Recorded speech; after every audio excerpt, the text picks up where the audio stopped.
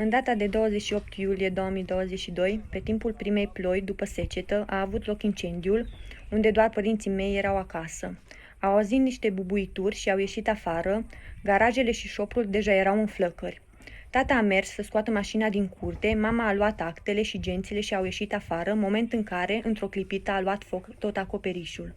Au venit 4 mașini de pompieri, care au reușit, după 5 ore, să stingă focul.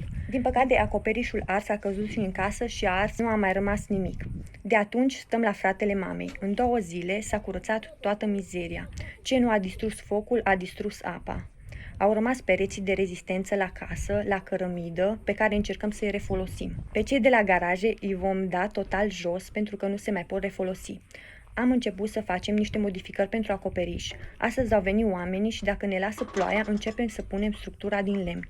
Între timp, la unchiul meu acasă, am sortat în cutii vasele și hainele care ne-au mai rămas. Pompierii au încercat să salveze cât au putut de prin dulapuri, în timp ce acoperișul ardea suspendat de mobilă. După acoperiș, primul pas va fi să punem geamuri și uși și apoi să începem demersurile interioare plus încălzirea. Ne-au ars toate lemnele de foc. La interioare trebuie făcuți toți pereții pentru că au fost răzuiți, apoi parchetul și așa mai departe.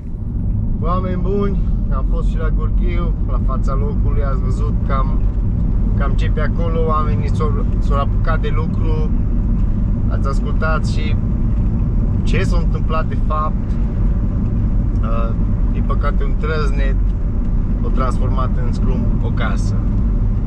Să vă rog frumos să donați cât puteți, cât credeți, să ajutăm acești oameni, să ducem la bun sfârșit și acest proiect.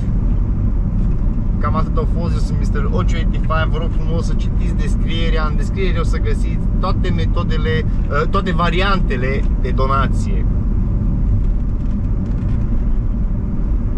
Doar împreună putem să schimbăm lumea într-o lume mai bună. Schimbarea începe de la noi. Eu am fost Mr. Ocho85 și mă îndrept spre casă.